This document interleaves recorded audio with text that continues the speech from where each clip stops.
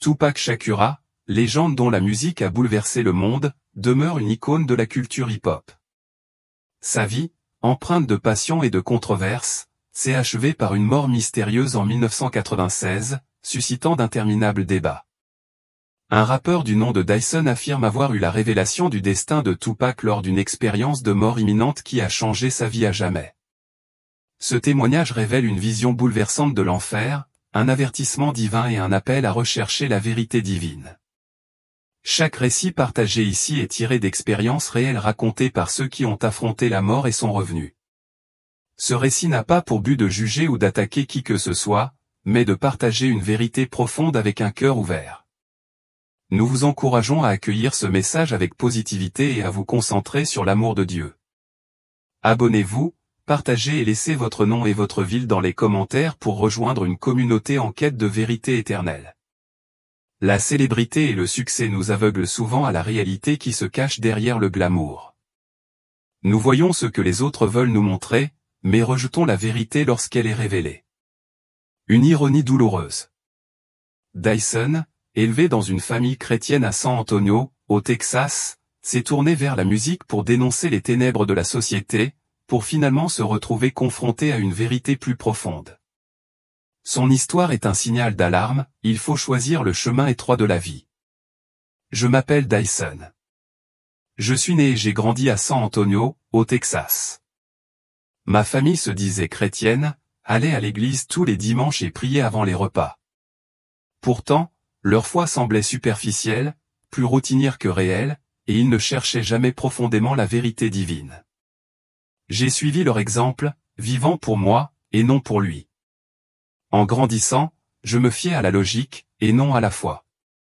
J'écartais des idées comme les mythes d'Ella, des histoires destinées à effrayer les enfants ou à alimenter des sermons enflammés. La religion me semblait un outil de contrôle, et non une voie vers la vérité. Mon esprit avait soif de faits, de choses que je pouvais voir, toucher et prouver. Cela m'a conduit au journalisme d'investigation, un domaine où je pouvais démasquer les mensonges et révéler des réalités cachées. Mais les rues de San Antonio m'ont attiré vers une autre voie, vers la musique, vers le rap. Une figure se démarquait de toutes, Tupac Shakur, dont les paroles crues évoquaient la douleur, la rébellion et la justice. Sa voix est devenue mon guide, m'incitant à prendre un micro et à rapper sur les injustices du monde. J'ai déversé ma colère dans la musique, rappant sur la pauvreté, la trahison et les âmes oubliées. Mes chansons se moquaient de la foi, la qualifiant de faible, de béquille pour les naïfs. Je riais de ceux qui parlaient de paradis ou d'enfer, croyant réveiller les gens.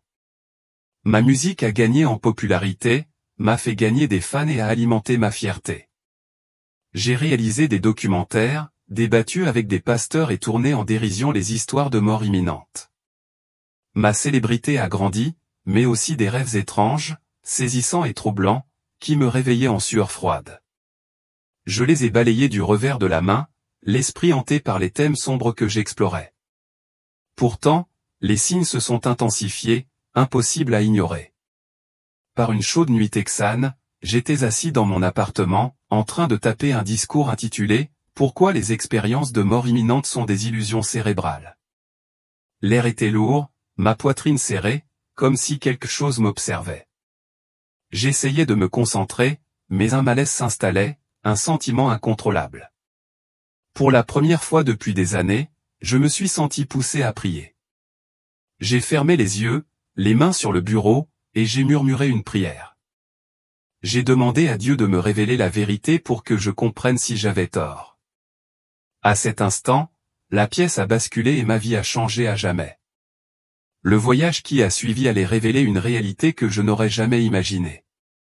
D'étranges signes m'avaient hanté pendant des semaines. Des rêves si réels qu'ils m'ont coupé le souffle. J'ai vu des ombres se déplacer dans les coins. J'entendais des murmures dans les moments de calme. Dans la rue, la malchance me rongeait. Une chute par-ci, un quasi-accident par-là. Chaque incident me semblait un avertissement, mais je les repoussais, m'accrochant à la logique. Un soir, le malaise m'envahit plus que jamais. J'étais assis seul, le poids de l'air me serrant, mon cœur battant la chamade sans raison. Malgré mon scepticisme, j'ai prié à nouveau, demandant à Dieu de me révéler la vérité. Rien ne s'est produit. J'ai donc continué à prier et à jeûner pendant 3 jours, en quête de clarté. Le 3e jour, après une autre prière, je me suis levé pour aller chercher de l'eau, l'esprit encore aux prises avec le doute. En descendant les escaliers, un vertige m'a soudain frappé, la tête me lancinante. J'ai trébuché, mon pied a glissé, et je suis tombé lourdement, la tête heurtant le sol. L'obscurité m'a englouti et le monde s'est évanoui. Quand je repris conscience, je n'étais plus dans mon appartement. Une présence froide et pesante m'entourait. Pas seulement l'obscurité, mais quelque chose de vivant, de conscient. Une voix résonna dans mon esprit, profonde et claire, demandant à Dyson, « Veux-tu connaître la vérité ?» Avant que je puisse répondre, une force me tira vers le haut, m'arrachant à la réalité. L'air se fit plus froid, l'obscurité plus épaisse, me serrant la peau. Je me sentais en apesanteur, mais prisonnière, comme si je tombais dans un vide infini. La voix persistait, sa question sans réponse, mon cœur battant la chamade. Je sentais que je franchissais un seuil, que j'entrais dans un lieu incompréhensible. Mon corps tremblait, le froid me mordait plus fort, l'obscurité s'enroulait comme un être vivant. Pas de lumière, pas de son, juste le poids de cette voix, ces mots résonnant dans mon âme. J'avais envie de crier, de courir, mais j'étais impuissant, prisonnier d'une force plus forte que moi. La vérité que je cherchais arrivait, et je n'étais pas prêt. Le vide se resserrait, l'air était lourd d'une odeur de soufre et de décomposition. Mon esprit s'emballait, revoyant ma vie, mes moqueries de la foi, mon orgueil. La question de la voix me brûlait, un défi auquel je ne pouvais échapper. Je n'avais plus le contrôle, attiré par une réalité que je niais. À mesure que je m'enfonçais, le froid devenait insupportable. Mon souffle s'essoufflait, mon cœur s'emballait. L'obscurité n'était pas vide. Elle me regardait, me jugeait, me connaissait. Mon scepticisme s'effaça, remplacé par l'effroi, le sentiment de ce qui m'attendait. Je priais à nouveau, une supplication désespérée. Tandis que le vide m'emportait, l'air pulsait, chargé de malice, la puanteur s'intensifiant, me piquant les yeux. Je me sentais petit, exposé, mes péchés défilant devant moi. Indéniable. La question de la voix résonna, un ultime avertissement avant que la vérité ne se dévoile. Je me préparais, sachant que j'allais voir ce que j'avais demandé. La descente ralentit, l'obscurité se dissipait légèrement, révélant des aperçus d'un lieu différent de tout ce que j'avais connu. L'air était brûlant, la puanteur était accablante, mon âme était lourde de peur. J'atterris en douceur, mais le sol était chaud, rugueux, me transperçant. Ce n'était pas un rêve. C'était réel, et j'étais en enfer. Le sol palpitait, sa chaleur me brûlait les pieds, l'air était lourd de désespoir. Des ombres se déplaçaient au loin, leur forme floue, leur présence menaçante. Je restais figé, les voix interrogées résonnant encore, mon cœur implorant la clémence. La vérité était là, et elle était plus terrifiante que je ne l'aurais jamais imaginé. L'air se fit plus dense, une odeur de feu pourri m'étouffait, ma gorge était irritée. J'aperçus des silhouettes floues, leurs mouvements lents, alourdis par un poids invisible. L'obscurité murmurait mon nom, mes péchés, mon orgueil m'accusait. Je sus alors que c'était la vérité que je cherchais, et qu'elle me briserait. Le sol brûlait plus fort, la vapeur montait, l'air était lourd de cris que je n'entendais pas encore. Mon âme souffrait, la réalité de cet endroit s'imposait, indéniable. Je priais à nouveau, un faible murmure, implorant force, évasion. L'obscurité se resserra, m'attirant plus profondément, la vérité se dévoilant en flammes. L'air était brûlant, la chaleur pulsait, la puanteur persistait, une agression constante. J'aperçus d'autres silhouettes, les visages déformés, les cris faibles, mais de plus en plus forts. Mon cœur s'emballa, mon âme marquée par ce lieu, cette vérité. J'avançais, le sol brûlant, prêt à affronter ce qui m'attendait. L'obscurité semblait me connaître, ses murmures personnels, narguant mon passé. Le sol se déroula, les braises grinçant, la chaleur, une force vive me brûlant la chair. Je sentais le poids de mes choix, ma rébellion, mon déni de Dieu. La vérité était là, et je ne pouvais me détourner.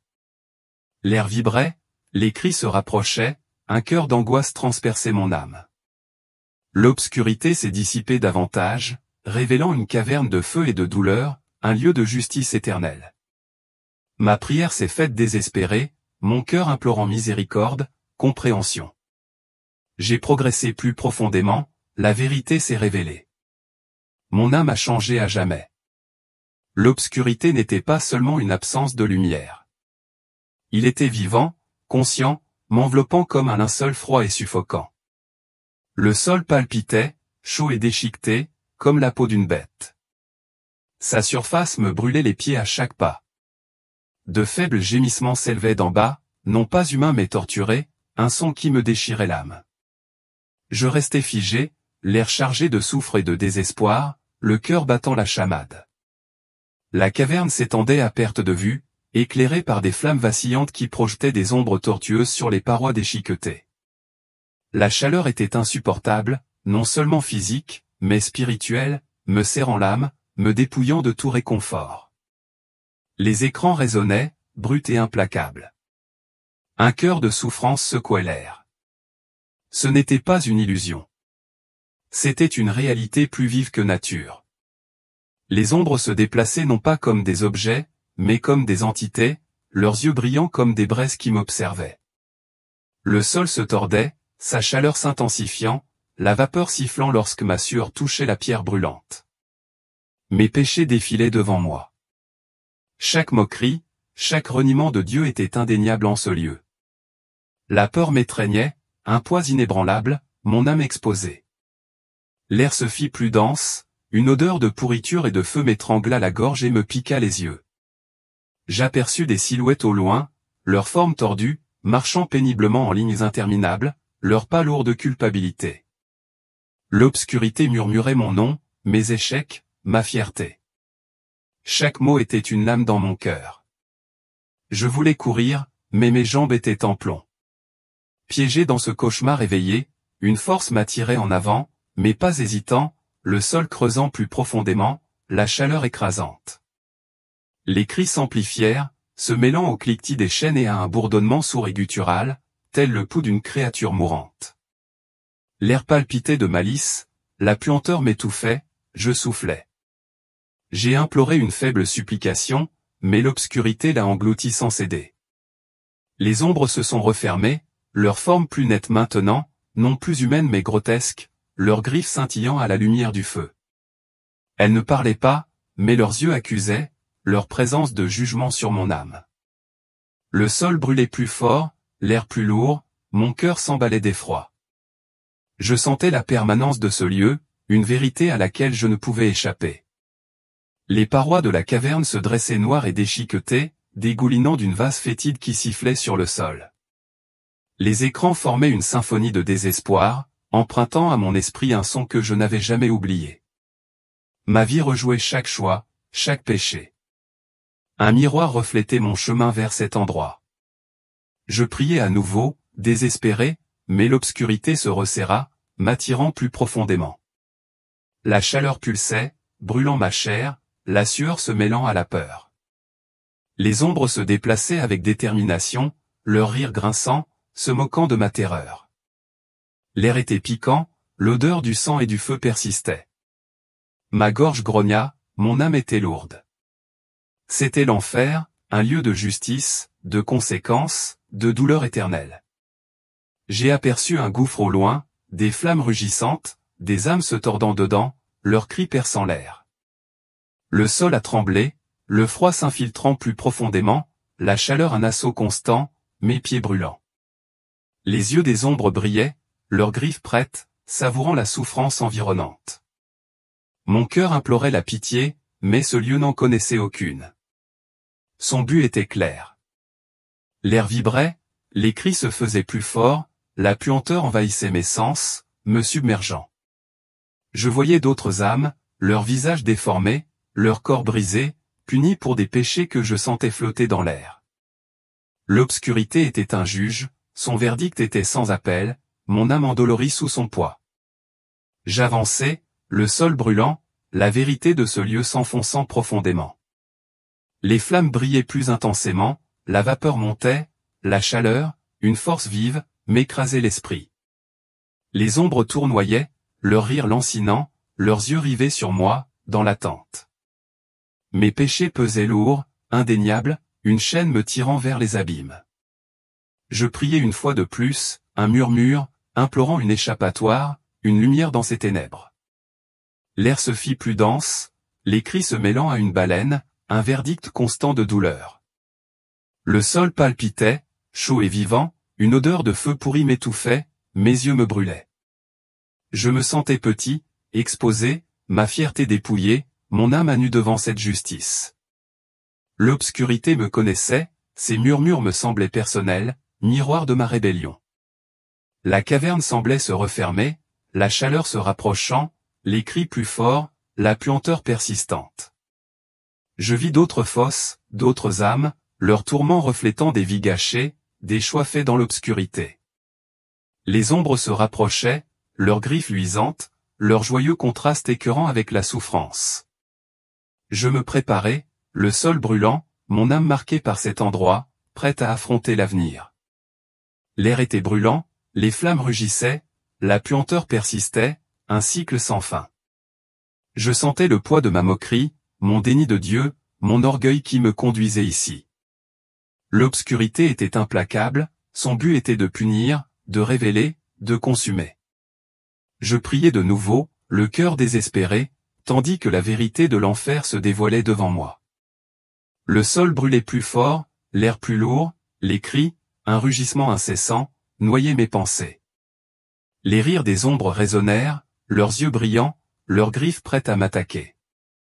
Mon âme vieillissait, la réalité de ce lieu indéniable, un avertissement que je ne pouvais ignorer. Je m'enfonçais plus profondément, la chaleur brûlante, la vérité plus vive que les flammes. La caverne s'ouvrit sur une vaste chambre, ses murs rougeoyants, gravés du poids du jugement éternel. Des fosses de feu parsemaient le sol, chacune un chaudron d'âme en proie à des hurlements rugissants, se mêlant à un cœur de désespoir. L'air était lourd, empestant la chair carbonisée et le soufre, me coupant le souffle et me piquant les yeux. Je restais figé, la chaleur me brûlant la peau, le cœur lourd de ce spectacle. Dans une fosse, j'ai vu Elvis Presley. Sa voix autrefois charmante était devenue un cri d'angoisse.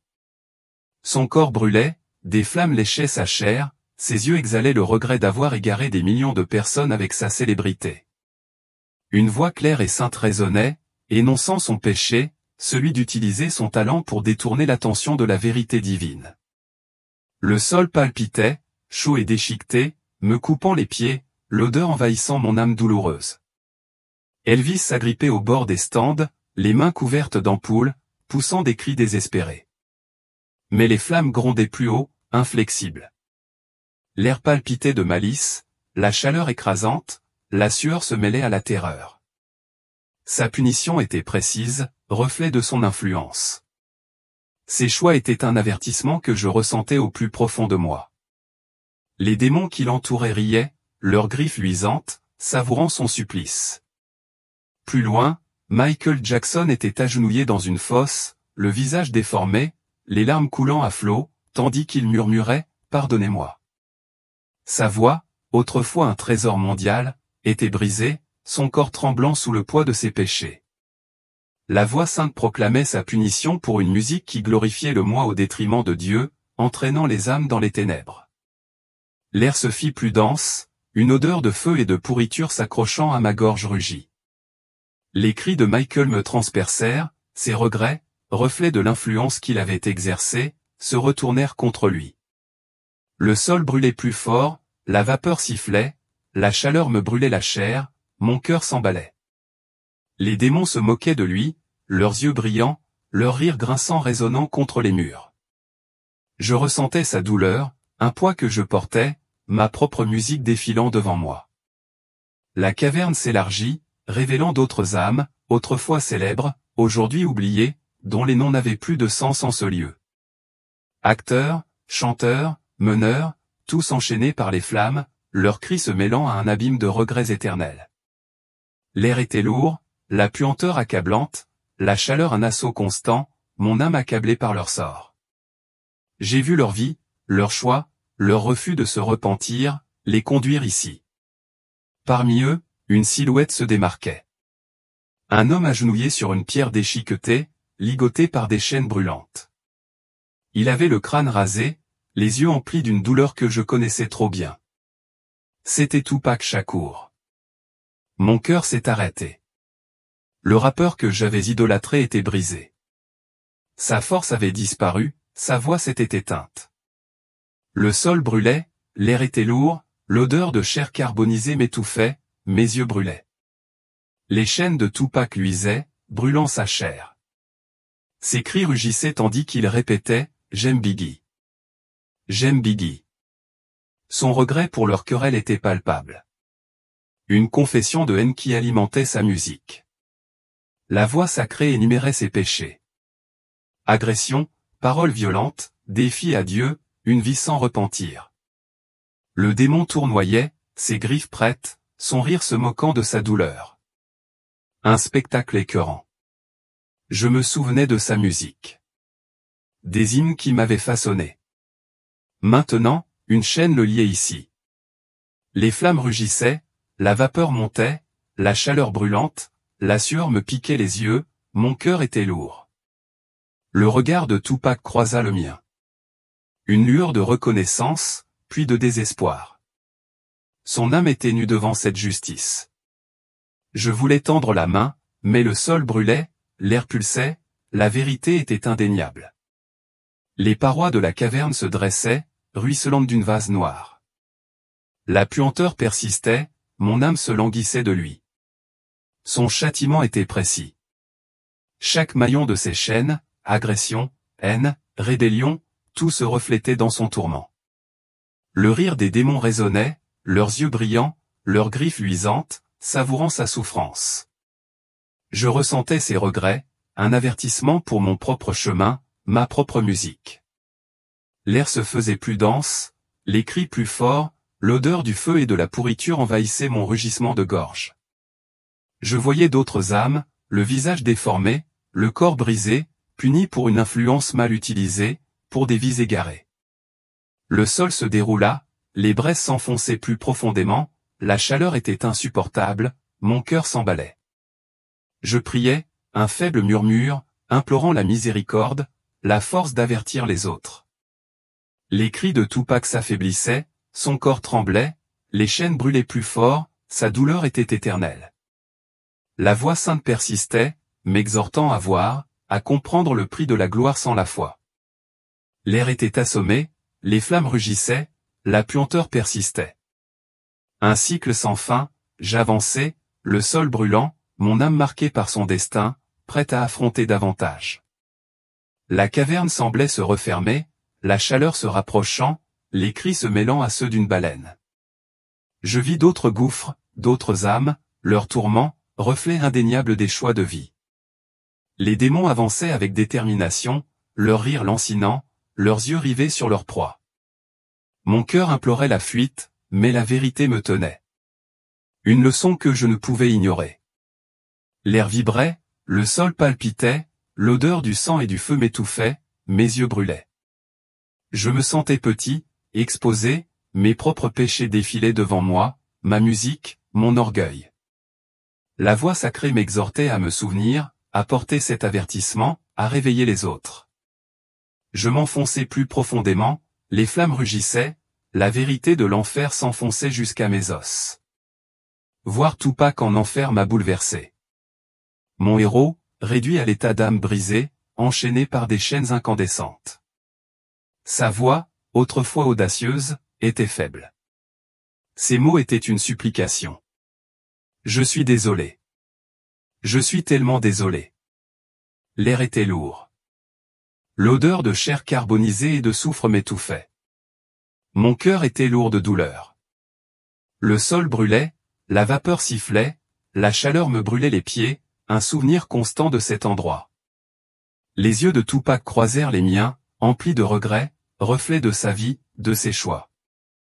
Il parla d'une voix tremblante, confessant à Dieu ses péchés dans les flammes. Je savais que j'avais tort, mais je me croyais intouchable, dit-il, ses mots fendant l'air. Les démons tournoyaient autour de lui, leur rire moqueur, leurs griffes luisantes, savourant son supplice.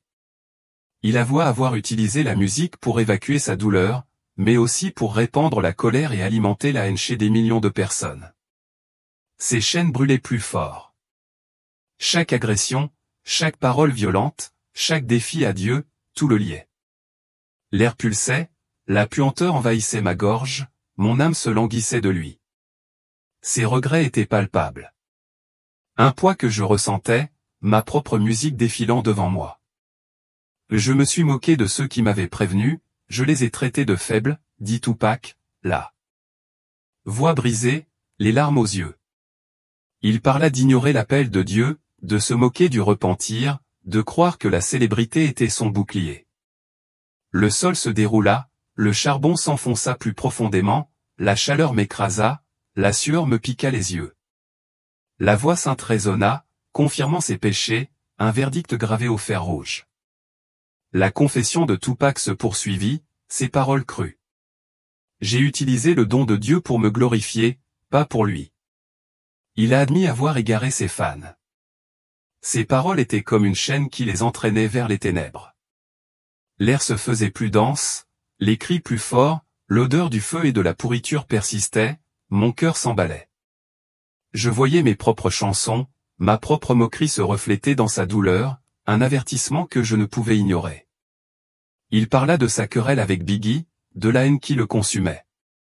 Un feu brûlait désormais son âme. J'aime Biggie, répéta-t-il d'une voix faible, son regret transperçant son cœur. Les démons rirent. Leurs yeux brillaient, leurs griffes étaient prêtes, les flammes s'élevaient plus haut. Les murs des cavernes se dressaient, ruisselant de vases, la puanteur envahissante, mon âme lourde de sa vérité. Je pensais pouvoir vivre deux vies, une pour la justice, une pour les ténèbres, dit Tupac, le corps tremblant. Il avoua jouer avec le péché, persuadé d'échapper à son prix. Ce prix, désormais payé par le tourment éternel, s'alourdit. Le sol brûlait plus fort, l'air était lourd, la chaleur brûlante, mes yeux brûlaient de larmes. Ces paroles me transpercèrent, miroir de mon cœur divisé, de ma propre rébellion. La voix de Tupac faiblissait, ses chaînes brillaient de plus en plus fort, sa douleur était un cycle sans fin. Il implorait la pitié, non pour lui-même, mais pour ceux qui étaient encore en vie, qui suivaient son chemin. L'air était brûlant, les flammes rugissaient, la puanteur persistait, une attaque implacable contre mes sens. J'ai prié, une faible supplication, pour avoir la force de porter son avertissement et de réveiller les autres. Sa confession s'acheva par un cri, « J'ai besoin de toi, Seigneur. » Pas de la gloire, pas du monde, seulement de toi.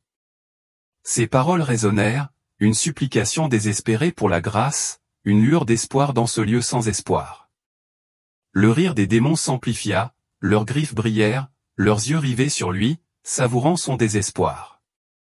Le sol palpitait, la chaleur m'écrasait, mon âme marquée par sa vérité, sa douleur. L'air vibrait, les cris se mêlaient à une baleine, l'odeur du feu et de la pourriture m'étouffait. Je voyais d'autres âmes, leurs confessions s'évanouissaient, leurs regrets faisaient écho à Tupac, un cœur d'occasion perdue. La caverne semblait se refermer, la chaleur se rapprochait, les flammes rugissaient, la vérité était indéniable. J'avançais, le sol brûlant, le cœur lourd, prêt à en voir plus. La voix sacrée persistait, m'exhortant à me souvenir, à partager cette vision, cet avertissement. Le visage de Tupac, autrefois audacieux, était désormais un masque de regret, ses yeux implorant un repos qui ne vint jamais. L'air était lourd, la puanteur accablante, ma gorge grondait, mon âme se serrait. J'ai prié à nouveau pour avoir le courage, la sagesse, de transmettre cette vérité aux vivants. Les flammes pulsaient, les cris résonnaient, la puanteur persistait, un cycle sans fin. Je me sentais petit, exposé, mes propres péchés défilaient devant moi. Ma musique, mon orgueil, mes moqueries. Les démons tournoyaient, leur rire lancinant, leurs yeux brillants, me regardant. La vérité de l'enfer, du destin de Tupac, me brûlait. Une mission se formait à l'intérieur. La caverne se tordit, révélant un spectacle effrayant, un amas de papier calciné, brillant de signatures pâles et flamboyantes. C'étaient des contrats, déchirés et brûlants, mais animés d'une énergie sombre, chacun portant le nom de Tupac, signe de sa perte. L'air était lourd, empestant les cendres et le soufre, me brûlant la peau, mon cœur battant la chamade. Le sol brûlait, la vapeur sifflait, l'odeur de la décomposition persistait, un avertissement du pouvoir de ces documents. Une voix sainte s'éleva, claire et solennelle. Ce sont des pactes, des promesses échangées contre la célébrité, le pouvoir, la gloire. J'ai vu la signature de Tupac gravée dans le feu. Un sceau de pacte conclu avec les ténèbres, l'enchaînant désormais au tourment. Les flammes rugissaient, les papiers s'effondraient, leurs cendres tourbillonnaient comme des accusations, me piquant les yeux. Mon âme était endolorie, la réalité de ces choix s'enfonçait profondément, reflet de mes propres tentations. Une silhouette émergea, un producteur de musique, le visage déformé, le corps enchaîné par des chaînes incandescentes, avouant son rôle. Je connaissais la vérité, mais j'ai joué avec le feu, craignant le prix d'un refus, dit-il d'une voix tremblante, rugissant de regret. L'air palpitait de malice, la puanteur était accablante, la chaleur écrasante, la sueur me brûlait les yeux. Sa douleur était un avertissement, le prix à payer pour un compromis, pour avoir guidé les autres vers le mal. Les journaux brillaient d'un éclat plus vif, chacun racontant l'histoire d'une âme échangée, de promesses orgueilleuses faites à Dieu. J'ai revu des éclairs de la vie de Tupac, des instants de murmures promettant la gloire, de choix faits dans l'ombre. Le sol se déroula, les braises s'enfonçaient plus profondément, la chaleur me brûlait, ma gorge grogna, mon souffle s'interrompit. Des démons tournoyaient, leur rire moqueur, leurs griffes luisantes, savourant le tourment qui m'attendait. L'air se fit plus dense, des cris s'élevèrent, une odeur de feu et de pourriture m'étouffait, mes yeux brûlaient de larmes. Je vis d'autres âmes, leurs contrats enflammés, leurs signatures les liant à une douleur éternelle, un cœur de regret. La voix sacrée m'exhortait à voir, à saisir le prix de vendre son âme aux ténèbres. Mon cœur s'emballait, mes propres rêves de gloire s'illuminaient, leur danger était évident en ce lieu. Les cris des producteurs résonnaient, son corps tremblait, ses chaînes brillaient, son regret du feu le consumait. Il parlait d'avoir égaré Tupac, de l'avoir poussé vers des pactes qui promettaient la gloire mais livraient des chaînes. Le sol brûlait plus fort, l'air était lourd, la chaleur écrasante, mon âme était lourde de sa confession. Je priais en silence, implorant la force de résister à de tels accords, d'avertir les autres de leurs coups. Les papiers s'effondraient encore, les cendres tourbillonnant, chacun rappelant les choix faits pour une gloire éphémère. J'ai revu le visage de Tupac, ses regrets, ses chaînes, ses aveux liés à ses contrats maudits. Les flammes rugissaient, la vapeur montait, la puanteur persistait, un cycle sans fin, inflexible. Le rire du démon s'amplifiait, ses yeux brillants, ses griffes dressées, il m'observait, jugeant mon cœur. L'air vibrait, les cris se mêlaient à une baleine, la puanteur de cendres et de feu m'envahissait, mes sens se noyaient. Je me sentais petit, exposé, mes ambitions flamboyantes, ma musique un piège potentiel menant jusqu'ici. La voix sacrée persistait, m'exhortant à porter cet avertissement, à éveiller les autres à cette vérité. Je restais figé, le sol brûlant, l'âme marquée par ces pactes, leur horreur indéniable. La caverne semblait se refermer, la chaleur se rapprochant, les cris plus forts, la puanteur suffocante. J'ai vu d'autres contrats, d'autres âmes, leurs tourments, reflets de pactes forgés dans les ténèbres, désormais éternels. Les démons avançaient avec détermination, leur rire lancinant, les yeux rivés sur leur proie, savourant la douleur. Mon cœur implorait la clémence, la sagesse pour éviter ce destin, cette vérité. L'air était brûlant, les flammes rugissaient, la puanteur persistait, un assaut implacable. Ma gorge grogna. J'ai vu la vie des producteurs. Des instants d'avidité, guidant les artistes vers les ténèbres, maintenant ses chaînes. Le sol palpitait, les braises s'enfonçaient plus profondément, la chaleur me brûlait l'âme, lourde de ses regrets. La voix sacrée résonna, un appel à rejeter de tels pactes, à vivre pour Dieu, à avertir les vivants. Les papiers brillaient, leurs cendres flottant. Chacune était l'histoire d'une âme perdue dans l'orgueil, dans les promesses de gloire. J'ai vu d'autres figures, autrefois puissantes, aujourd'hui brisées, leurs signatures brûlantes, leurs cris ténus. L'air s'est épaissi, l'odeur du feu et de la pourriture m'a étouffé, mes yeux brûlants d'effroi. Les démons se sont rapprochés, leur rire moqueur, leurs griffes prêtes, un avertissement pour mon propre chemin.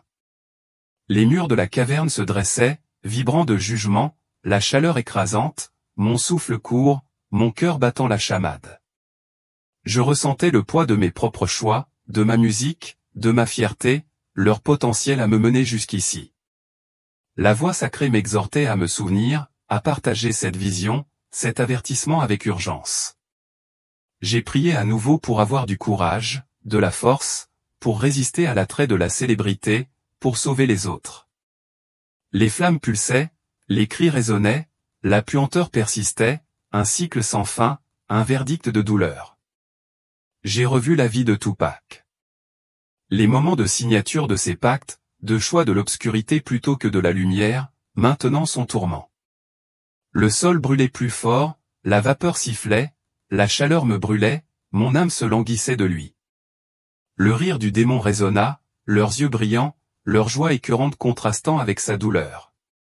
L'air vibrait de désespoir, la puanteur était accablante. Mes sens étaient bouleversés, ma mission était claire. Je voyais d'autres âmes, leurs contrats en feu, leurs regrets. Un cœur faisait écho aux cris des producteurs. La caverne se resserra, la chaleur se rapprocha, les cris se firent plus forts, la vérité indéniable. Je jure de porter cet avertissement pour parler de ces pactes, pour réveiller ceux qui courent après la gloire. Le sol palpitait, le froid s'infiltrait plus profondément, la chaleur, une force vive, écrasait mon esprit.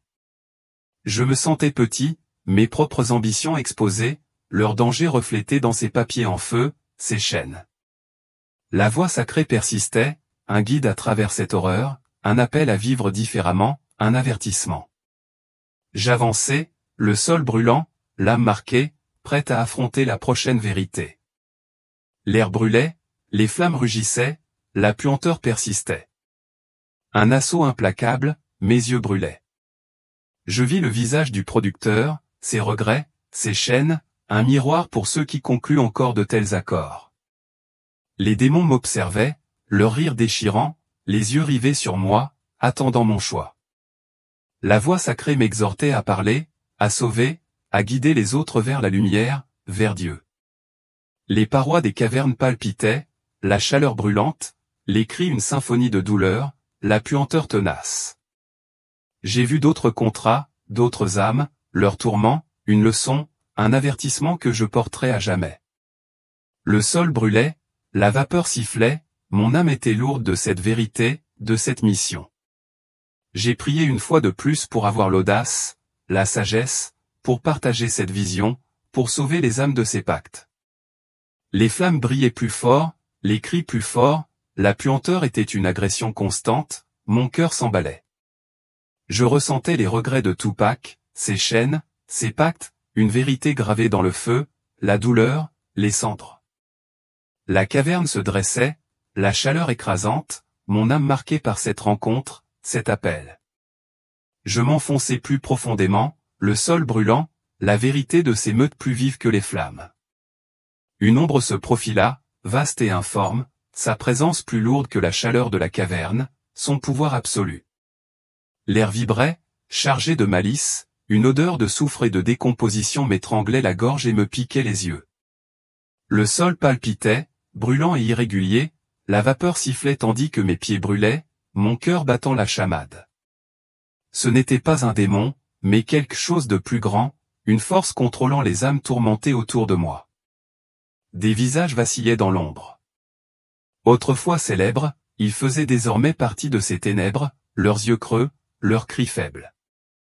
L'air se fit plus dense, la chaleur écrasante, la sueur mêlée à la terreur, mon âme tremblante. L'ombre me connaissait, sa présence de jugement, m'accusant de mes péchés, de mon orgueil.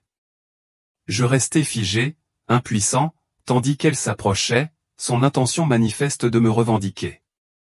Le rire des ombres était un grondement sourd, faisant trembler le sol, les flammes s'élevant de plus en plus haut.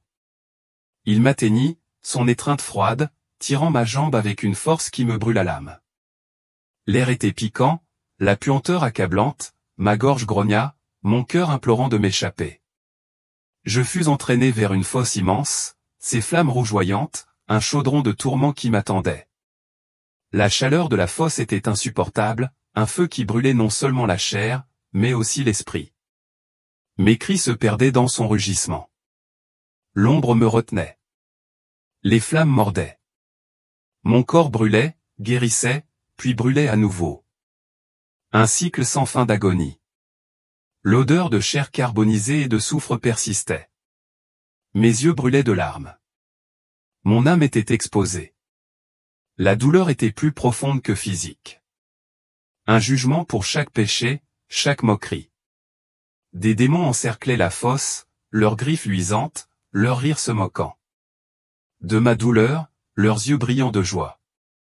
Le sol brûlait plus fort, la vapeur sifflait, la chaleur me coupait le souffle, mon cœur s'emballait. Ma vie défilait à chaque choix, à chaque rébellion, comme une chaîne qui m'entraînait toujours plus profondément dans le feu. Je hurlai, ma voix rugit, mais les flammes rugirent plus fort, étouffant mes cris. L'ombre planait au-dessus, changeant de forme, son pouvoir guettant. Je ne pouvais m'échapper. L'air palpitait, lourd de désespoir, l'odeur du feu et de la pourriture envahissant mon âme douloureuse. Je vis d'autres âmes dans la fosse, leurs visages déformés, leurs cris mêlés aux miens, un cœur de tourment. L'ombre se resserra, son rire tranchant, savourant ma souffrance. Les flammes s'intensifièrent, ma chair se brûla, la douleur du feu consumant mon âme, indéniable. Je me souvins de ma musique, de mon orgueil, de mon déni de Dieu. Chacun était un maillon de cette chaîne de tourments. Les griffes du démon me violèrent le dos, leurs rires résonnèrent, leurs yeux rivés sur moi, attendant. J'émis un faible murmure de prière, mais le feu le noya. Le pouvoir absolu des ombres. L'air se fit plus dense, les cris plus forts, la puanteur persistante, un cycle sans fin.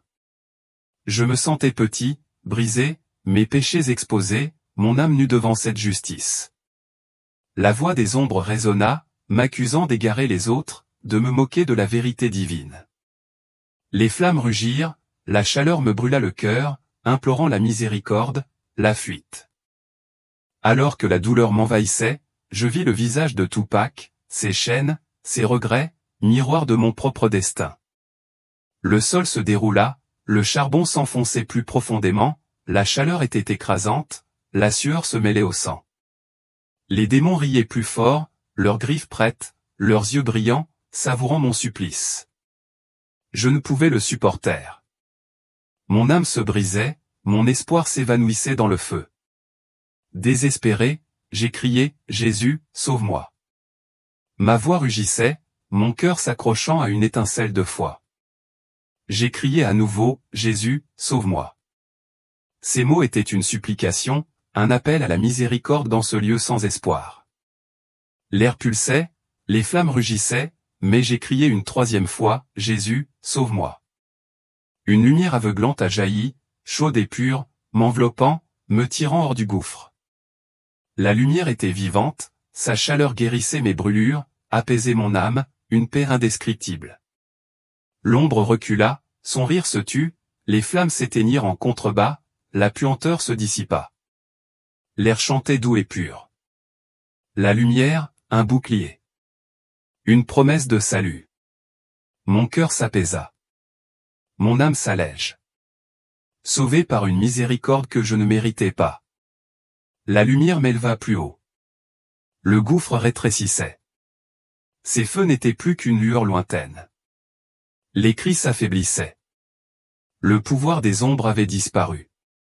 Remplacé par un amour plus fort que toute obscurité. Une grâce qui m'a reconstruit. L'air était pur.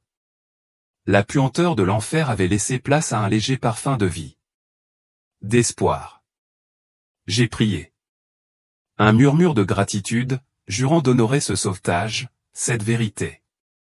L'ascension continuait, la lumière constante, tel un phare me guidant vers le haut, loin du tourment. Les horreurs de l'enfer persistaient, mais la promesse de la lumière était plus forte, un appel à avertir les autres afin de les sauver. L'air vibrait de paix et de sainteté. Mon âme était marquée par cet instant, cette miséricorde. Je me sentais choisi, non pour ma valeur, mais pour son amour, une mission se dessinant en moi. Je me suis réveillé dans mon appartement. Le corps meurtri, la tête lancinante à cause de la chute, mais vivante. Le souvenir de l'enfer était vivace. Les cris de Tupac, l'étreinte des ombres, le secours de la lumière, tout cela gravé dans mon âme. Mon cœur battait la chamade, mes mains tremblaient, mais une force intérieure s'installait, la certitude de la miséricorde divine. Je savais que j'avais été épargné, que j'avais reçu la mission de partager cette vérité, d'avertir les autres. L'air était frais, l'odeur de l'enfer avait disparu, remplacée par la légère odeur de mon café, encore chaud. J'étais assis, les yeux rivés au sol. La réalité de mon voyage s'imposait, indéniable. La voix sainte résonnait dans mon esprit, m'exhortant à me souvenir, à parler, à vivre pour lui. Mon âme était marquée, mon objectif clair, un appel à éveiller le monde à la vérité divine. J'ai pensé à la parabole de l'homme riche et de Lazare, rapportée dans Luc 16h29, un avertissement sur la réalité de l'enfer. L'homme riche, tourmenté, supplia un messager d'avertir sa famille, mais on lui répondit qu'ils avaient suffisamment d'écriture pour les guider. La voix m'exhorta à partager cela pour montrer que la parole de Dieu est suffisante et que l'enfer attend ceux qui l'ignorent. Mon cœur s'apaisa, ma mission s'embrasa davantage, un vœu de vivre différemment. La porte étroite de la vie, comme Jésus l'a enseigné, est accessible à peu de gens, tandis que la route large mène à la destruction. J'ai vu cette vérité en enfer, dans les chaînes de Tupac, dans l'emprise des ténèbres. Une réalité que je ne pouvais nier. L'air était calme, mon âme légère, mais le poids de ma vision m'a poussé à agir. J'ai prié, demandant courage et sagesse pour transmettre cet avertissement aux autres. Les âmes en enfer avaient un point commun, des regrets trop tardifs. Une leçon que je garderai à jamais. Leurs cris, leurs chaînes, leurs tourments étaient le fruit de choix, d'avertissements ignorés, de vies vécues sans Dieu.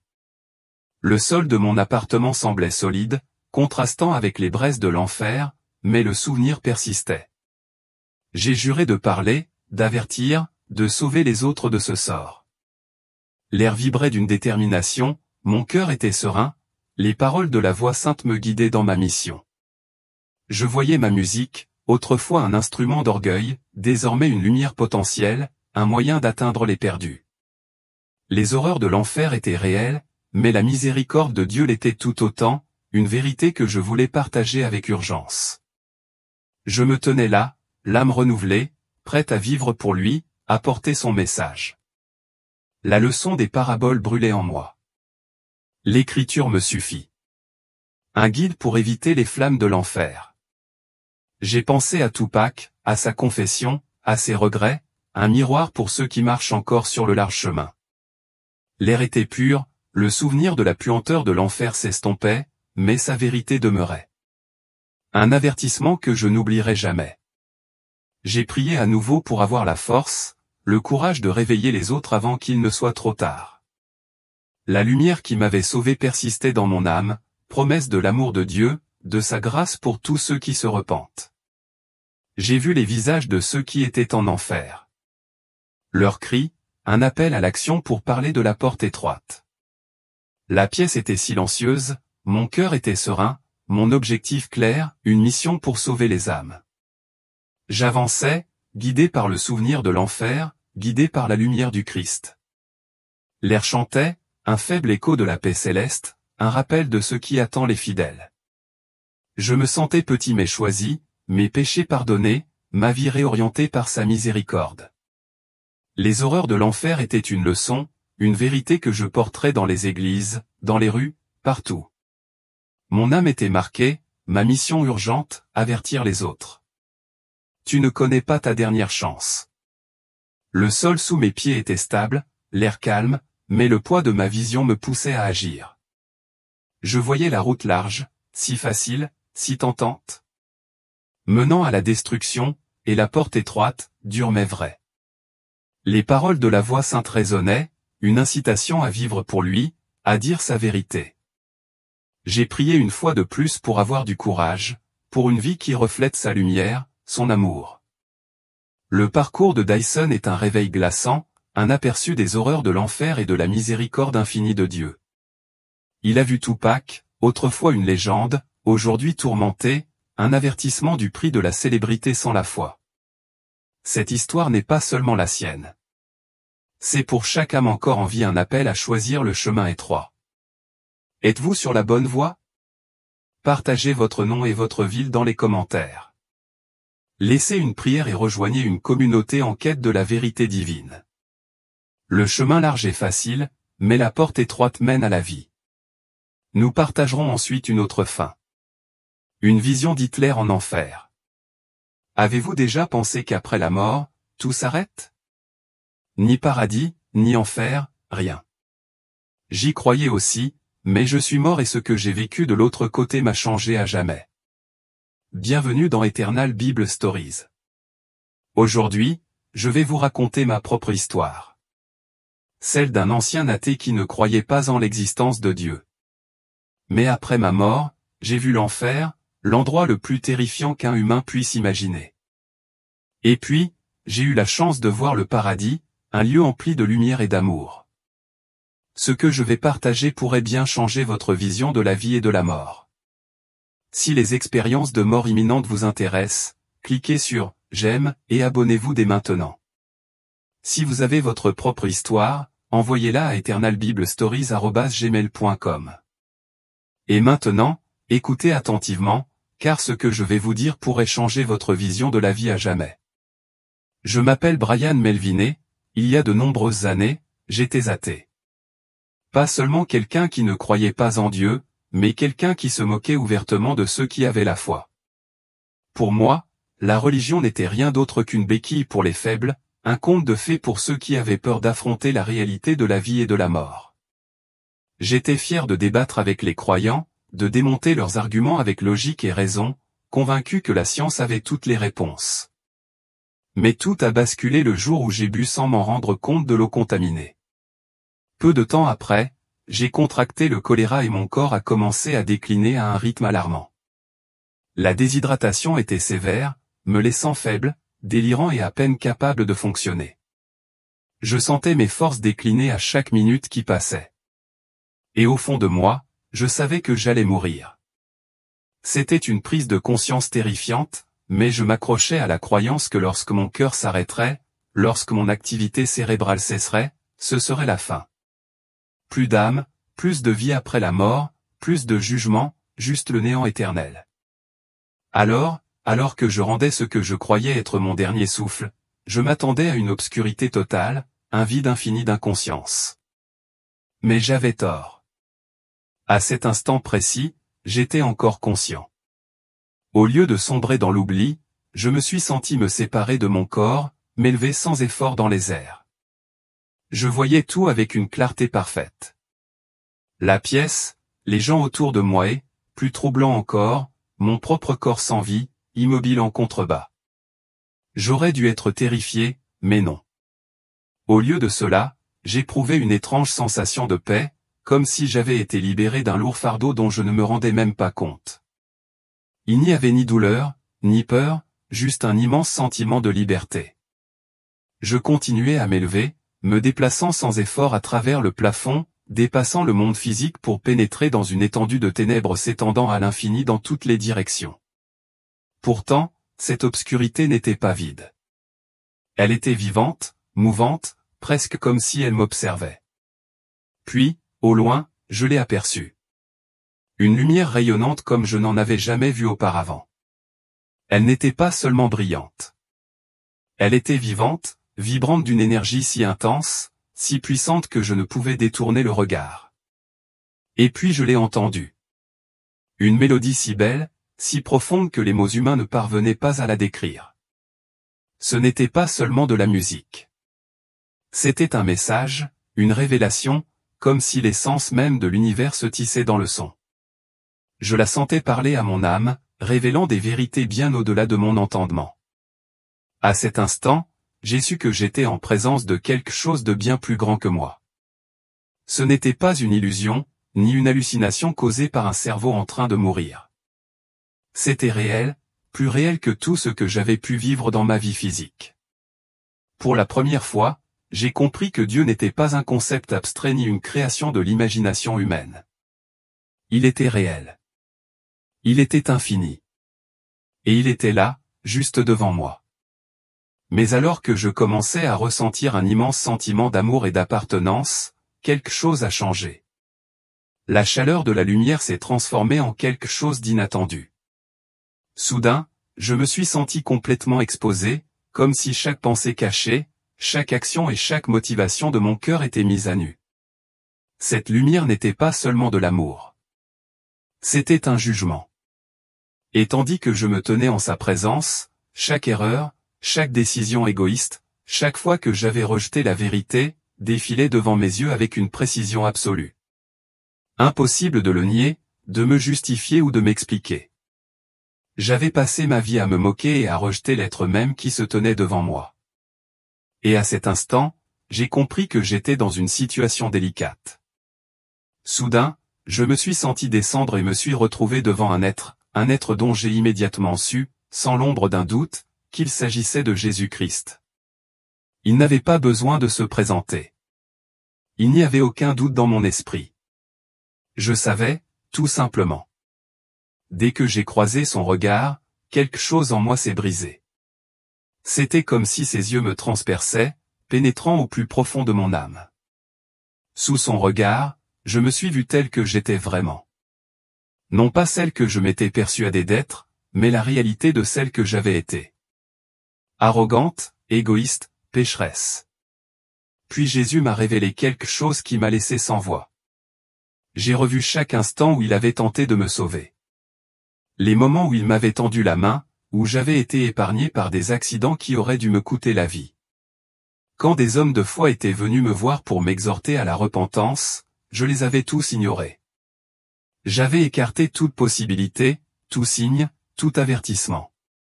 Puis il m'a regardé et m'a dit, « Tu ne peux pas entrer au ciel. Car si on te le permettait, tu le souillerais. Mais maintenant, tu vas voir un pays dont personne ne veut se souvenir, et pourtant nul ne peut l'oublier. Quand tu te sens dépassé, invoque mon nom et mon titre. Que tu retournes sur terre ou non, cela reste à déterminer. » À peine eut-il fini de parler qu'une force plus puissante que tout ce que j'avais jamais ressenti s'empara de moi et me projeta en arrière vers une porte massive. La porte s'enroula comme un parchemin, et avant que je puisse réagir, je fus aspiré dans une obscurité suffocante. Je tombais, sans flotter, sans dériver, je tombais violemment, en spirale vers quelque chose d'incompréhensible. L'air autour de moi était épais, chaud et lourd, comme si j'avais été englouti par une fournaise. Un rugissement assourdissant emplissait mes oreilles. Un mélange de cris, de baleines et de voix gutturales inquiétantes, parlant des langues que je n'avais jamais entendues auparavant. Ce n'était pas seulement un bruit chaotique. C'était un supplice, une symphonie de souffrance sans fin. Plus je m'enfonçais, plus c'était intense. C'était comme si chaque son portait le poids d'une agonie éternelle, une douleur insoutenable. Et puis l'odeur me frappa. C'était écrasant, un mélange nauséabond de chair en décomposition, de soufre et de décomposition, si intense que j'avais l'impression d'étouffer. Chaque inspiration en était imprégnée, me retournant l'estomac et me brûlant la gorge. C'était comme si l'air de cet endroit avait été empoisonné par la mort elle-même. J'haletais, essayant de dégager mes poumons, mais aucun soulagement, juste la lourde et écœurante prise de conscience que c'était l'odeur de l'éternité ici. Je tombais de plus en plus vite, incapable de m'arrêter, incapable de m'accrocher à quoi que ce soit. Mon environnement changeait, tel un tourbillon infini de nuages sombres et de flammes vacillantes. Mais rien n'avait de sens. Il n'y avait ni haut ni bas, aucune direction à suivre. C'était comme si j'étais entraîné dans un lieu hors du temps et de l'espace. Et puis j'ai heurté le sol. L'impact a été brutal, me coupant l'air. Mais la douleur ne s'est pas arrêtée là. Le sol sous mes pieds n'était pas solide. C'était déchiqueté, brûlant, vivant. Cela me brûlait la chair, et je me suis précipité pour me relever. Mais la terre elle-même semblait s'accrocher à moi, presque comme si elle voulait me consumer tout entière. Mes mains s'enfoncèrent légèrement à la surface, et une horrible révélation me frappa. Ce sol était fait de quelque chose de vivant, de quelque chose de souffrant. C'était comme si j'avais atterri sur une mer d'âmes torturées et frémissantes. Leur forme se compressait en une masse méconnaissable sous mes pieds, et elle hurlait. Je me suis forcé à me relever, tremblante de tout mon corps tandis que j'observais le paysage. Devant moi s'étendait un paysage vaste et désolé, sec, craquelé et d'une chaleur insupportable, comme si le sol avait été brûlé par le feu pour l'éternité. Au-dessus de moi, le ciel était d'un rouge sombre et maladif, palpitant comme s'il était vivant, empli d'une fumée noire tourbillonnante qui se déplaçait comme un être vivant. Des montagnes déchiquetées se dressaient au loin, leur sommet s'étendant dans un vide infini. Et au plus profond de mon champ de vision, je voyais des rivières de feu tourbillonner comme de la lave liquide, s'étendant à perte de vue. Mais le plus troublant, c'était le silence entre les cris. Ce n'était pas seulement du vide. C'était un sentiment de désespoir si profond qu'il m'écrasait comme une force physique. Et puis je l'ai vu. Une structure se dressait au loin. Une maison en ruine, tenant à peine debout. Ses murs s'affaissaient, son toit s'effondrait. Elle semblait déplacée, comme une relique du monde physique prisonnière d'un cauchemar. Quelque chose me semblait familier, mais je ne parvenais pas à comprendre pourquoi. Mes pas s'y dirigèrent avant que mon esprit puisse comprendre ce que je faisais. Et puis ils apparurent. Des silhouettes commencèrent à émerger de la maison. Des gens que j'avais connus. Leur visage était chaleureux, familier, leur voix douce et accueillante. Ils souriaient en s'approchant de moi, leurs expressions étrangement rassurantes, comme s'ils saluaient un vieil ami. L'espace d'une fraction de seconde, j'ai voulu les croire. J'ai voulu croire que j'avais trouvé refuge dans ce désert infernal. Mais tout me semblait anormal. Le sol palpitait sous mes pieds. Le ciel murmurait, et l'air lui-même s'épaississait autour de moi, m'étouffant sous un poids invisible, mais que je sentais peser sur mon âme. Puis j'ai regardé dans leurs yeux, et leurs yeux ont changé. Au moment où je les ai regardés, leurs pupilles se sont allongées, jaunies et fendues, comme celles d'un reptile. Et à cet instant, leurs formes ont complètement changé, leurs visages se sont déformés, leurs sourires se sont transformés en quelque chose d'anormal, et en un éclair, l'illusion s'est brisée. Les gens que je croyais connaître n'étaient plus humains. Leur peau était devenue grise et tannée, leurs membres allongés et acérés, leurs dents acérées et ruisselantes de salive. Ils laissèrent échapper un grognement guttural, leur corps se convulsant et tressaillant comme s'ils attendaient ce moment. Puis ils se jetèrent sur moi. Je trébuchai en arrière, le cœur battant la chamade de terreur, leurs griffes s'abattant sur moi, leurs dents claquant à quelques centimètres de mon visage. Ils se déplaçaient à une vitesse surnaturelle, m'encerclant comme des prédateurs jouant avec leur proie. Leurs cris étaient assourdissants, emplis d'une rage et d'une faim qui me faisaient trembler. L'air lui-même semblait se resserrer autour de moi, suffocant, me comprimant comme une force invisible qui voulait m'écraser. Une prise de conscience irrésistible m'a frappé. J'étais en enfer. Et puis je me suis souvenu des paroles que Jésus m'avait dites avant d'être jeté en ce lieu. Quand tu te sens accablé, invoque mon nom et mon titre. À cet instant, je n'avais pas d'autre choix. J'ai ouvert la bouche et j'ai crié de toutes mes forces. Jésus, Jésus, Jésus. La réaction a été instantanée. Les créatures se sont figées sur place. Leurs corps ont tressauté comme frappés par une force invisible. Leurs ricanements se transformèrent en cris de douleur. Leurs corps se tordaient et se contorsionnaient de douleur. Ils se griffaient le visage. Leurs yeux jaunes s'emplirent d'une lueur que je n'aurais jamais cru voir en eux. La peur. Ils pouvaient me tourmenter. Ils pouvaient me terroriser. Mais ils ne pouvaient pas me toucher. Car le nom de Jésus avait un pouvoir. Même ici, même au plus profond de l'enfer, les créatures commencèrent à reculer, le visage crispé par la rage et la frustration. Elles voulaient me déchiqueter, mais elles n'y parvenaient pas. Elles voulaient m'entraîner toujours plus loin dans les profondeurs de ce cauchemar, mais quelque chose les retenait. Quelque chose de plus grand qu'elles. Le sol même tremblait sous mes pieds.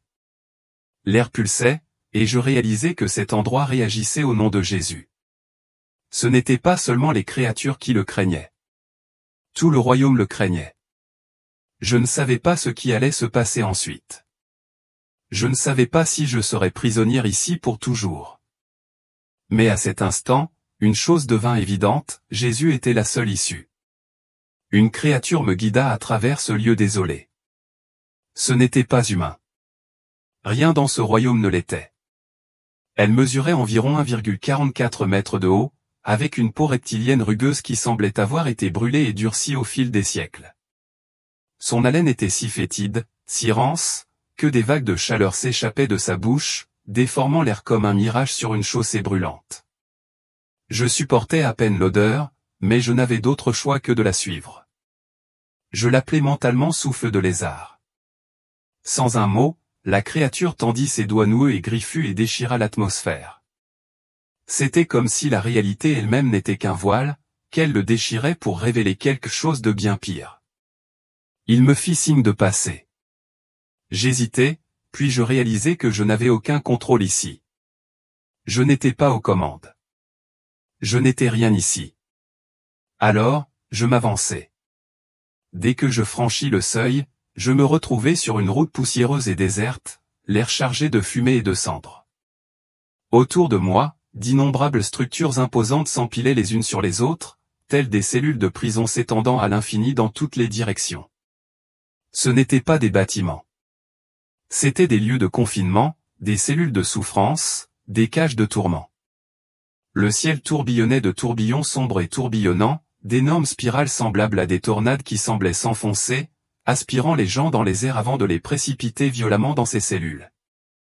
D'autres étaient traînés, à coups de pieds et de cris, par d'horribles entités démoniaques attirées vers leur destin, jetés dans leur propre prison de souffrance. J'ai jeté un coup d'œil dans l'une des cellules. À l'intérieur, je vis un homme tourmenté sans fin. De son vivant, il prenait plaisir à se moquer et à humilier les autres, à les rabaisser, à les faire se sentir inutiles, à se nourrir de leur souffrance pour son propre plaisir. Maintenant, c'était lui qui était moqué. Autour de lui se trouvaient des créatures perverses et cauchemardesques, la bouche ouverte de manière anormale, lançant des insultes et des rires cruels. Chaque mot le blessait profondément, chaque raillerie le pénétrait jusqu'au plus profond de lui-même, détruisant toute estime de soi qui lui restait. Mais malgré tous ses cris, malgré toutes ses supplications, rien ne s'arrêtait. Je suis allé dans une autre cellule. À l'intérieur, j'ai vu un ancien pasteur, un homme qui, autrefois, se tenait en chair pour prêcher la justice. Pourtant, derrière des portes closes, il abusait de sa position, usant de son autorité pour manipuler et séduire les femmes. Il était désormais pris au piège, son corps englouti par un désir incessant, une ardeur qu'il ne pourrait jamais assouvir. Ses désirs le consumaient, mais sans apaisement. Il se griffait, torturé par l'agonie. Pourtant, plus il souffrait, plus le feu grandissait. Ce qu'il avait nourri de son vivant était devenu son tourment dans la mort. Une faim éternelle, inassouvie. Et puis j'ai vu quelque chose de différent. Une section différente des autres. Elle irradiait une présence plus profonde, plus sombre. Je sentais le poids du mal peser sur moi tandis que je m'en approchais. C'était un lieu réservé au pire du pire. Je me dirigeais vers une chambre en particulier, le souffle coupé. On aurait dit un crématorium, une chambre à gaz tout droit sortie d'Auschwitz. Les murs étaient noircis, l'air était chargé d'une odeur de chair brûlée, un léger halètement, des respirations paniquées emplissaient l'espace, et à l'intérieur se trouvait Adolf Hitler. Son châtiment était bien au-delà de tout ce que j'avais vu. Je l'ai vu revivre encore et encore chaque instant d'horreur subi par ses victimes. Non pas en tant que spectateur, mais en tant qu'elles. Il ressentait leur douleur, leur terreur, leurs derniers instants. Il ressentait la séparation brutale d'avec leur famille, la cruauté déshumanisante, la panique étouffante lorsque le gaz emplissait leurs poumons. Mais ce qui m'a le plus choqué, c'est que cela ne l'a pas changé. Il n'éprouvait aucun remords. Il ne se repentait pas. Il était même devenu encore plus pervers. Sa haine n'avait pas diminué. Elle s'était intensifiée. Sa rage et sa malice n'avaient pas disparu. Elle s'était renforcée. Son essence même était consumée par le même mal qu'il avait déchaîné sur le monde. Et à cet instant, j'ai compris quelque chose que je n'avais jamais saisi auparavant. L'enfer n'était pas seulement une question de châtiment. C'était la pleine réalisation de ce que l'on avait choisi de devenir. Ces âmes ne souffraient pas seulement. Elles devenaient les pires versions d'elles-mêmes, s'enfonçant toujours plus profondément dans les conséquences de leur propre corruption. Il n'y avait pas de rédemption ici. Il n'y avait pas de seconde chance. Seule l'inéluctable, indéniable réalité, ils avaient fait leur choix. Et maintenant, ce choix les consumerait à jamais. Alors que je me tenais là, submergé par l'horreur de tout ce que j'avais vu, j'ai senti quelque chose en moi se briser. Le tourment, la souffrance, l'agonie sans fin. Je savais que je n'en pouvais plus. Je sentais le poids de l'éternité peser sur moi. La terrifiante prise de conscience que ce n'était ni un rêve, ni une illusion. C'était la réalité. Et si je ne faisais rien, je ne m'en sortirais jamais. Puis je me suis souvenu que Jésus m'avait dit quoi faire. J'ai pris une grande inspiration, ou du moins j'ai essayé. Et de toutes mes forces, j'ai crié son nom. Jésus. Jésus. Jésus. Instantanément, tout a basculé. J'ai senti une force puissante m'empoigner, me tirer vers le haut, m'arracher au cauchemar qui m'avait englouti. Les créatures, les cellules, la souffrance sans fin. Tout commença à s'estomper tandis que je sortais du gouffre. Les hurlements de rage et de tourment s'affaiblirent, comme si quelque chose me tirait vers ma destination. Puis je me réveillai. J'essuyais un soupir de soulagement, les poumons brûlants, comme si je me noyais. Je n'étais plus en enfer. J'étais de retour dans mon corps. J'ouvris brusquement les yeux, la poitrine haletante, la sueur ruisselant sur mon visage. Tout mon corps tremblait, j'essayais de comprendre ce qui venait de se passer. La pièce tournoyait autour de moi, les bruits du monde entier me revenaient comme un écho lointain. J'étais de retour. Plus tard, j'apprendrai que mon voisin m'avait trouvé inconscient et m'avait emmené d'urgence à l'hôpital. Les médecins m'ont diagnostiqué le choléra, une maladie qui avait presque complètement paralysé mon corps. Ils n'étaient pas sûrs que j'y survivrais. Mais contre toute attente, j'y suis parvenu. Mais si mon corps était guéri, mon esprit, lui, ne l'était pas.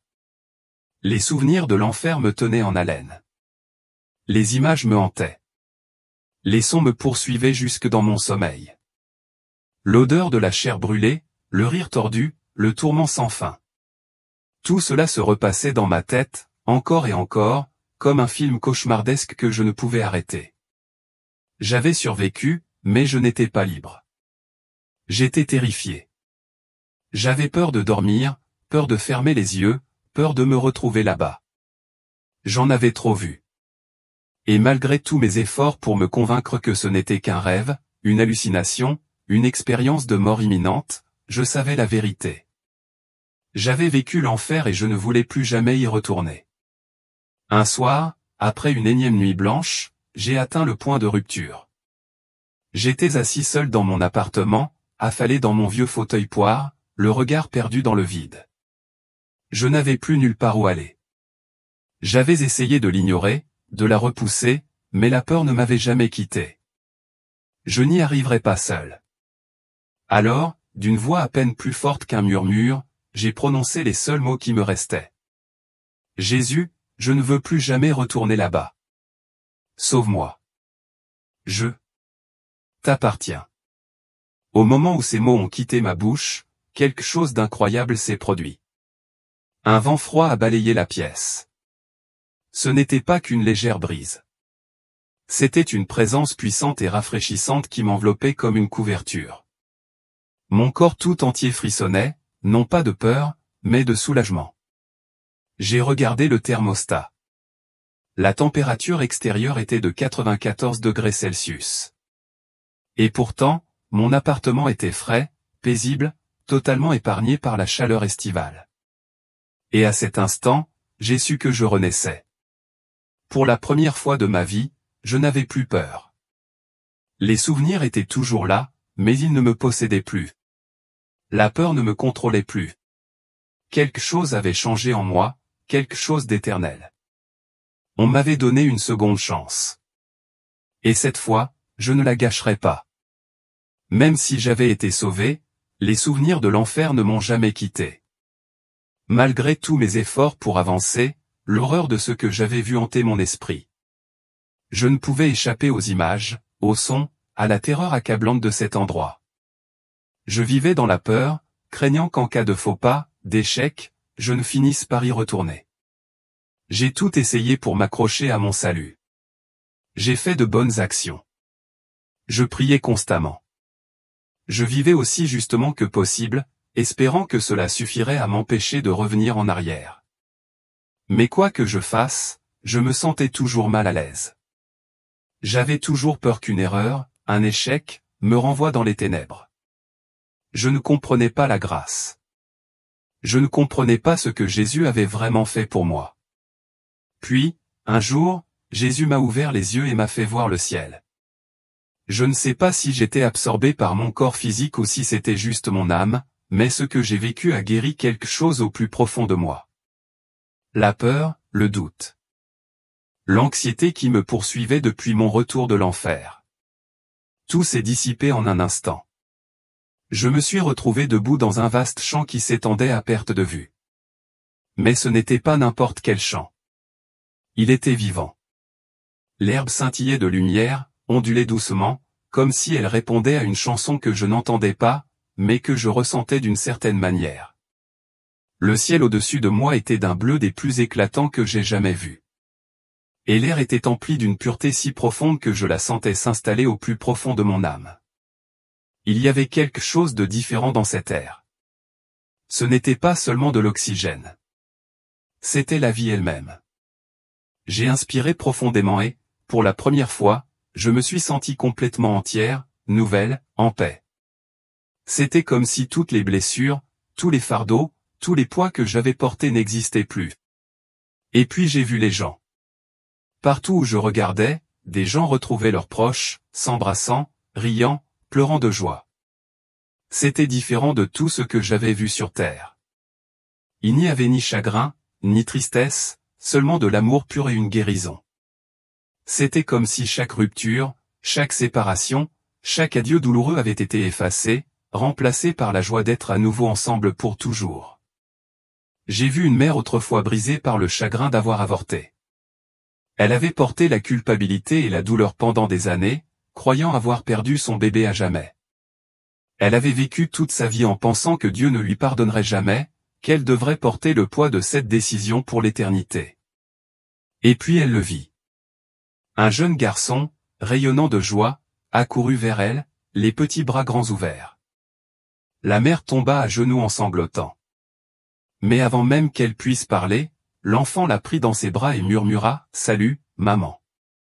Nous avons l'éternité ensemble maintenant. Ne pleure plus. » Dès qu'il a parlé, ses larmes ont séché instantanément. À leur place, une joie sans pareille a inondé son visage. Chaque once de honte, chaque regret disparu, remplacé par une paix pure et profonde. J'ai vu un père retrouver son fils perdu trop tôt. J'ai vu des frères et sœurs s'embrasser après des années de séparation. J'ai vu des grands-parents retrouver des petits-enfants qu'ils n'avaient jamais connus sur terre. Et à chaque retrouvaille, le même phénomène se reproduisait.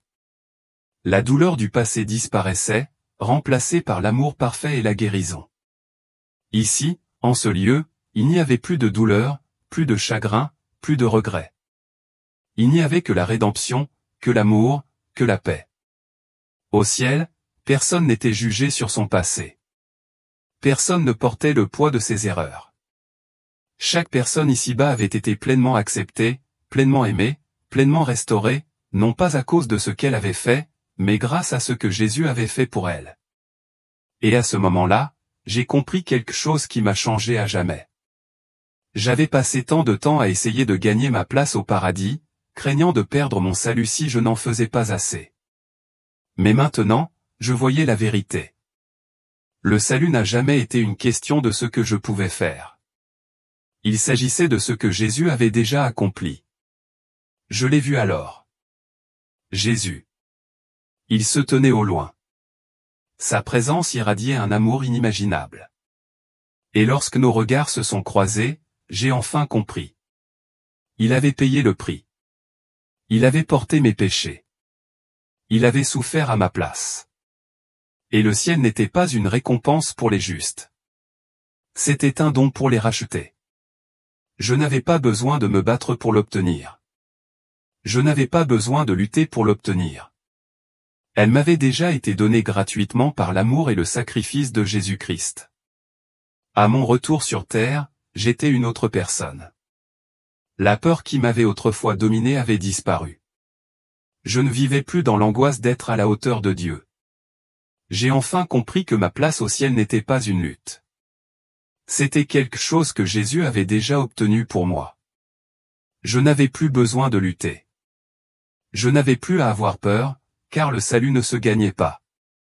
C'était un don gratuit, offert par amour, payé par Jésus-Christ lui-même. Une seconde chance m'avait été offerte. Et maintenant, j'avais la raison de partager cette vérité avec tous ceux qui le voulaient.